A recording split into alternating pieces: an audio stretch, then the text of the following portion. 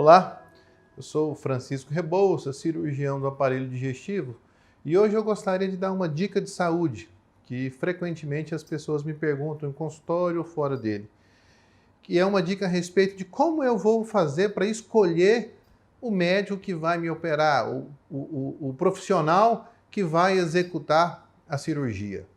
Hoje em dia houve uma popularização das mídias sociais e nem sempre o médico, o profissional muito popular nas mídias sociais, às vezes são os melhores. E não tem essa relação, né? Não quer dizer que quem é muito popular não seja um excelente profissional. Apenas não há essa relação estrita entre a popularidade das mídias sociais e o profissional de grande competência. Então eu gostaria de compartilhar algumas dicas, algumas informações importantes que vai te dar chance de fazer uma boa escolha. Na minha opinião, a primeira e mais importante coisa é a especialidade registrada desse profissional. Por quê? Porque isso vai garantir que ele teve uma formação exaustiva naquilo que ele se propõe a fazer. No Brasil, não sei se você sabe, mas o CFM autoriza o médico formado a realizar qualquer procedimento. Não é proibido para o médico recém-formado fazer uma cirurgia dependente da sua complexidade. Obviamente ele vai responder por isso. Mas quem faz mais, quem tem um treinamento mais exaustivo, tem a condição de fazer melhor.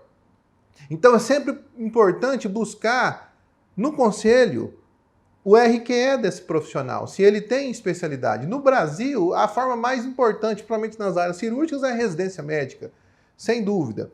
E também tem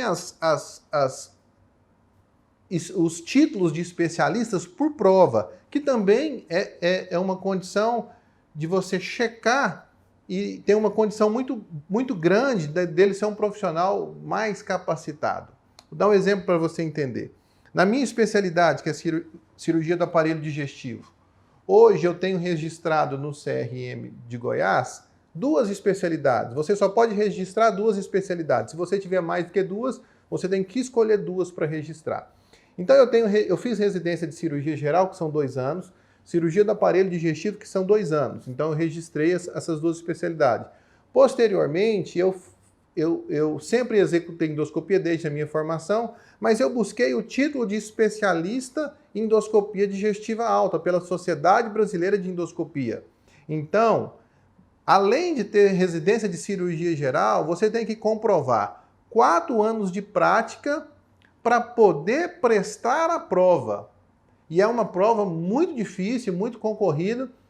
Então, quando eu passei nessa prova, eu registrei a especialidade de endoscopia digestiva e tirei a especialidade cirurgia geral. Então, eu tenho registrado essas duas especialidades. Por que eu disse isso para você? Para você entender que o caminho para registrar uma especialidade, para fazer uma residência, obriga aquele profissional a ter um grande treinamento.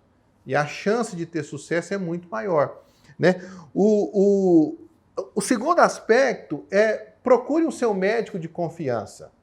Por quê? Porque o médico de confiança, ainda que não seja ele que você vai operar com ele, ele tem condição de ter uma boa indicação. Então, eu tenho vários pacientes que viraram amigos, né? E eles têm muita confiança em mim.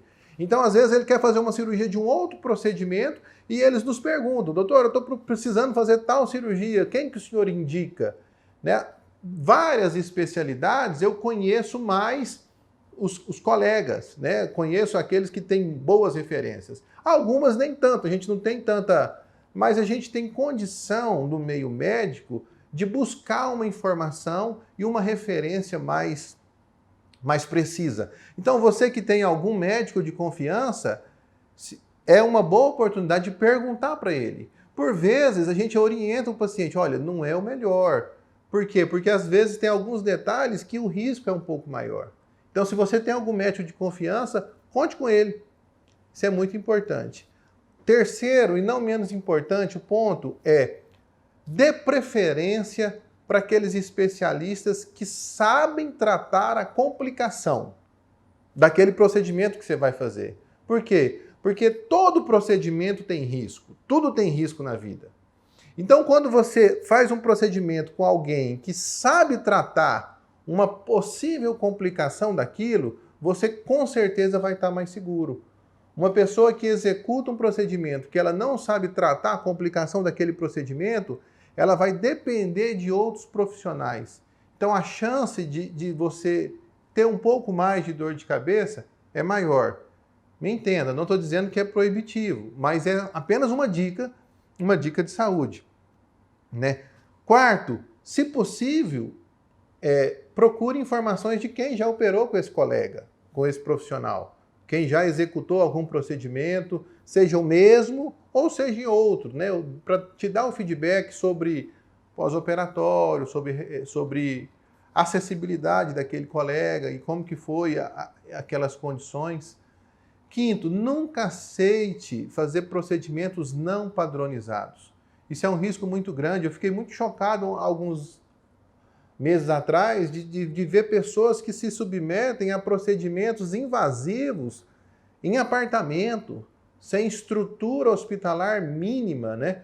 Então, não se submeta a esse tipo de risco. E, por último, converse com o médico, né? Essa relação médico-paciente ou profissional que foi executar o procedimento, seja sincero com ele, esclareça suas dúvidas e tenha essa sensibilidade, essa confiança com o próprio profissional, não apenas pela propaganda, mas em loco, para você sentir essa confiança. Espero ter te ajudado. Um grande abraço e até a próxima.